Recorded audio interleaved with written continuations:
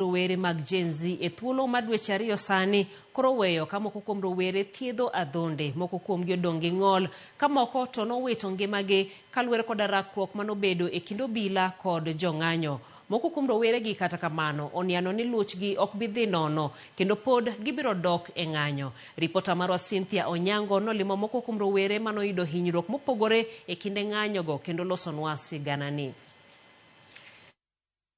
Safar marwa chakore e kar dak ma Donholm County ma Nairobi.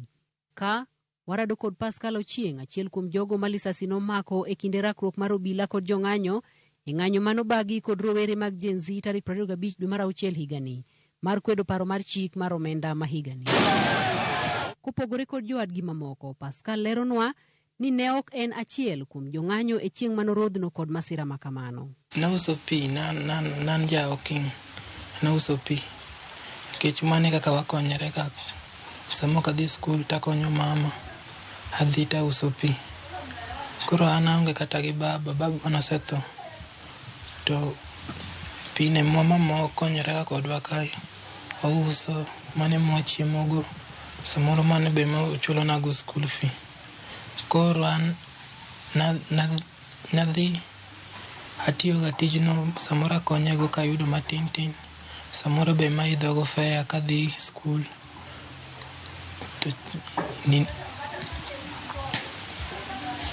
Mana kaka opil mach, bunde ne omuoch kendo lisasi ne omako jogo mane kia gima dhi nyime kod jogo mane ong'eyo. Napo mana ka gimoro ogo bada, kaneno ka ne ji ringo. Apo ka gimoro ogo bada maluar piny. Pascal lero ni lisasi nogo bade kaeto opiachore nyaka ei kore, gima koro owe kod rem matamre gi nono. Kaka naluar piny no nalalo teko to nayudra mana ka an osuptal ma Kenyatta. Kanye mana teko noduoge. To kanye mane awinjo ni an nogoya lisasi. Mokalo modonjo nyaka gika. Modonjo nyaka but dho chunya koni. Koro kanye manogole to koro kai. Ka koro makre amaka to lit. Tore ka omakre amaka olit to chalo gima okuot gi iye. Koro gweno be gima buogo chunya. Tani be koro rama chakre kai kuma nogol go risasi ogoni.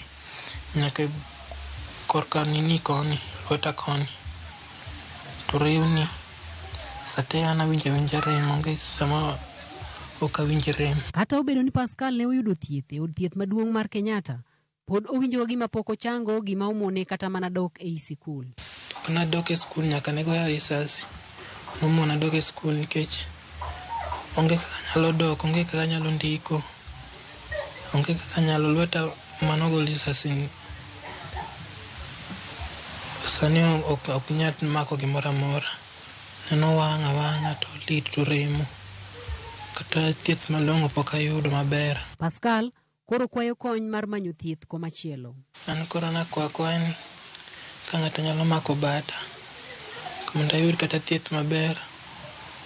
Konya kata school fee. Ema akwayo kata ka nyalo yudo ng'at manyalo mako bada maber. Hinyruok mar Pascal okelo ng'ol maduong' e yodgi kaluwore ni kata mana menyo koro obedo matek nikech min gi kawo seche mang'eny e rite. Yani en gi stress ok dhi ga tich. Ki samoro ng'iya. Koro pok nodogi ga tijeno nyaka nayud chandruok. Koro dhi mana kidam to oduogo piyo. Kaneno koyud maber kaka noyudo gacho. Kilomita machuok kowuok kama Pascal odake, wayudo nyawadgi Stephen Noel. Stephen sani tiyo kod kom makende mar joma ong'ol tok yudo hinyruok e kinde ng'anyo.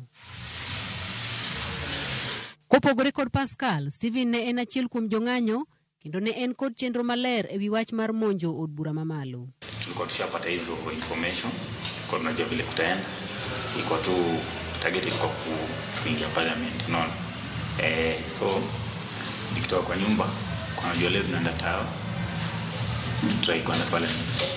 Kulikuwa na police type mbili. Kuna wale wenye walikuwa civilian na kuna hao wenye walikuwa tu wamevaa uniform. So hiyo commotion ilianza. Kuna watu tuliona wameshutia by the way. There's a guy mwenye alikuwa amevaa nguo ya white. Juu chini ilikuwa kama overall hivi. Alipigwa risasi ya kichwa. Stephen lero ni rakruok mapek ne omuoche kind obila kod jong'anyo ka ywak mar lisasi nosaso lwasi mar od bura. So kulikuwa risasi na tear gas. All of a sudden, environment ikatani moshi, kelele. Vurugu ikakuwa ni kwa na commotion hapa na pale. Kila mtu anakimbia direction huwezi jua unaenda wapi juu. Mimi niliona mwili kama mbili. Robo alikuwa amevaa nguo ya white overall. Na mwingine pia alipigwa na sniper.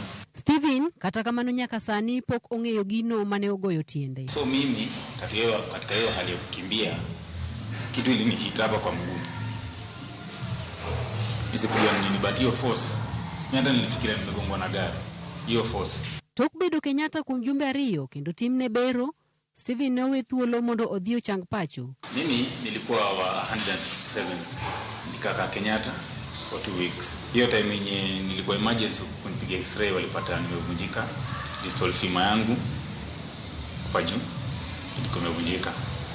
Ndio maana mguu yangu ingeweza kumua. Remni duto kod achiedh nade kata kamano pok oloko pach Stephen e wi ng'anyo.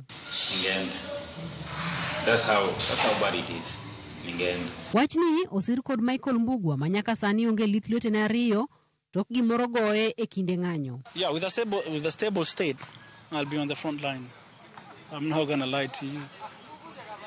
Because I feel like most of the things we are fighting for, as much as we say they've been adjusted to the way that we're not wanting them to be adjusted. Michael ogolo siem ne sirikal mondo lok chenro mage obed makare ka okamano to gidok e ndara. Now, what he needs to know, he's handling new softwares. These are new mindsets. Let's change the system and see where the system is going to go. The firing and the re-electing I feel like it was a mind game. Kaluwore kod chenro mag rowere mag Gen Z, ng'anyo machielo mar sundo piny owacho opang tarik 8 dwe mar 8 higani, ng'anyo motisi ni nani. Nyakwara Mugi, ka chieng' indiko sigana mar Kenya e ng'anyo manotimore pacho ka tarik 25 dwe mar 6, gigo manotimore apaya ni ma Parliament Road nodong' ka sigana. Cynthia Onyango, Ramogi TV, Nairobi. Ene sigana no